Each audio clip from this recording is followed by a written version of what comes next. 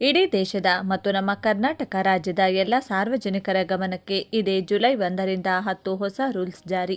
ಕೇಂದ್ರ ಸರ್ಕಾರ ಮತ್ತು ರಾಜ್ಯ ಸರ್ಕಾರದಿಂದ ಭರ್ಜರಿ ಬಂಪರ್ ಗಿಫ್ಟ್.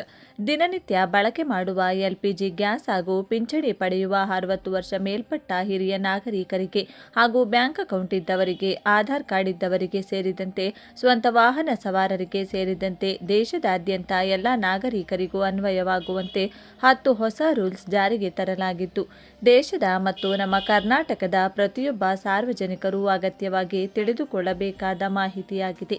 ಬನ್ನಿ, ಹಾಗಿದ್ರೆ ಕೇಂದ್ರ ಸರ್ಕಾರ ಮತ್ತು ರಾಜ್ಯ ಸರ್ಕಾರಗಳು ಸಾರ್ವಜನಿಕರಿಗೆ ನೀಡಿರುವ ಬಂಪರ್ ಗಿಫ್ಟ್ ಆದರೂ ಏನು, ಹಾಗೂ ಹೊಸದಾಗಿ ಜಾರಿಗೆ ಬರುತ್ತಿರುವ ಈ 10 ಹೊಸ ರೂಲ್ಸ್ಗಳು ಏನು ಎನ್ನುವ ಬಗ್ಗೆ ಕಂಪ್ಲೀಟ್ ಆಗಿ ತಿಳಿದುಕೊಳ್ಳಲು ವಿಡಿಯೋವನ್ನು ತಪ್ಪದೆ ಈಗಲೇ ಲೈಕ್ ಮಾಡಿ ಮತ್ತು ಕೊನೆವರೆಗೂ ನೋಡಿ.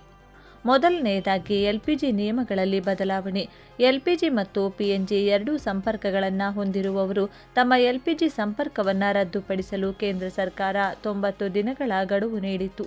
ಈ ಗಡುವು ಜೂನ್ 30ಕ್ಕೆ ಅಂತ್ಯಗೊಳ್ಳುತ್ತದೆ. ಹೀಗಾಗಿ ಜುಲೈ 1ರಿಂದ ನಿಯಮ ಪಾಲಿಸಿದವರಿಗೆ ಹೊಸ ಎಲ್ಪಿಜಿ ಸಿಲಿಂಡರ್ ಬುಕ್ಕಿಂಗ್ನಲ್ಲಿ ತೊಂದರೆ ಎದುರಾಗಬಹುದು.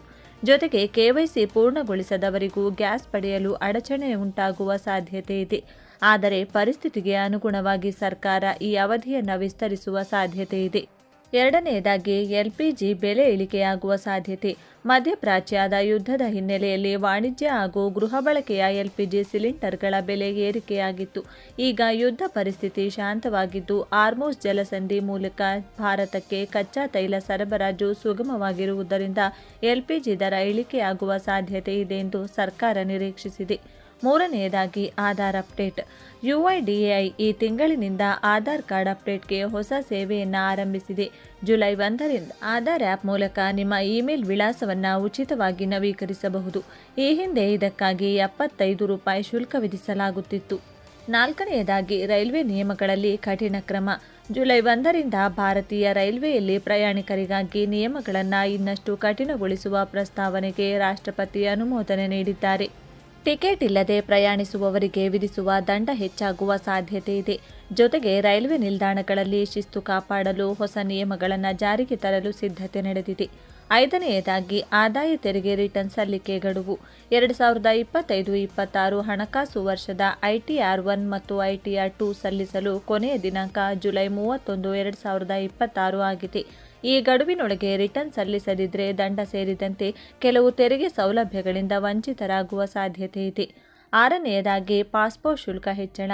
ವಿದೇಶಾಂಗ ಸಚಿವಾಲಯ ಜುಲೈ 1ರಿಂದ ಸಾಮಾನ್ಯ ಹಾಗೂ ತುರ್ತು ಪಾಸ್ಪೋರ್ಟ್ ಸೇವೆಗಳ ಶುಲ್ಕವನ್ನು ಹೆಚ್ಚಿಸಿದೆ. ಹೀಗಾಗಿ ಹೊಸ ಪಾಸ್ಪೋರ್ಟ್ಗೆ ಅರ್ಜಿ ಸಲ್ಲಿಸುವವರಿಗೆ ಹಿಂದಿಗಿಂತ ಹೆಚ್ಚು ಶುಲ್ಕ ಪಾವತಿಸಬೇಕಾಗಬಹುದು. ಏಳನೆಯದಾಗಿ ಕ್ರೆಡಿಟ್ ಕಾರ್ಡ್ ನಿಯಮಗಳಲ್ಲಿ ಬದಲಾವಣೆ. ಆಯ್ದ ಫೋನ್ಪೇ, ಎಸ್ಬಿಐ ಕ್ರೆಡಿಟ್ ಕಾರ್ಡ್ಗಳಿಗೆ ಎಸ್ಬಿಐ ಕಾರ್ಡ್ಸ್ ರಿವಾರ್ಡ್ ಪಾಯಿಂಟ್ಗಳ ನಿಯಮಗಳನ್ನು ಪರಿಷ್ಕರಿಸಿದೆ. ಹೊಸ ಮಿತಿಗಳು ಹಾಗೂ ಕೆಲವು ವಹಿವಾಟುಗಳಿಗೆ ರಿವಾರ್ಡ್ ಪಾಯಿಂಟ್ಗಳು ಲಭ್ಯವಿರುವುದಿಲ್ಲ.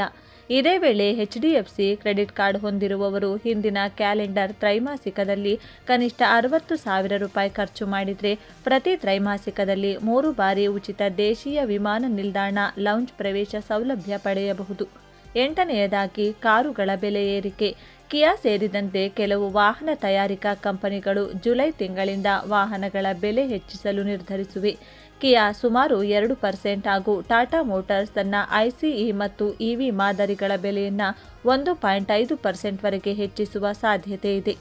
ಒಂಬತ್ತನೆಯದಾಗಿ ಪೆಟ್ರೋಲ್ ಮತ್ತು ಡೀಸೆಲ್ ಖರೀದಿ ನಿಯಮಗಳಲ್ಲಿ ಬದಲಾವಣೆ.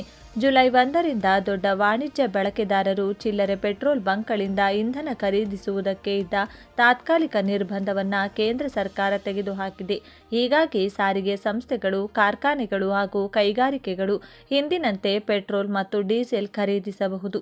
ಹತ್ತನೆಯದಾಗಿ ಇಪಿಎಫ್ಒ 3.0 ಅಪ್ಡೇಟ್. ಕೇಂದ್ರ ಸರ್ಕಾರ ಇಪಿಎಫ್ಒ 3.0 ಸೇವೆಯನ್ನು ಆರಂಭಿಸಲು ಸಿದ್ಧತೆಯನ್ನು ನಡೆಸುತ್ತಿದೆ.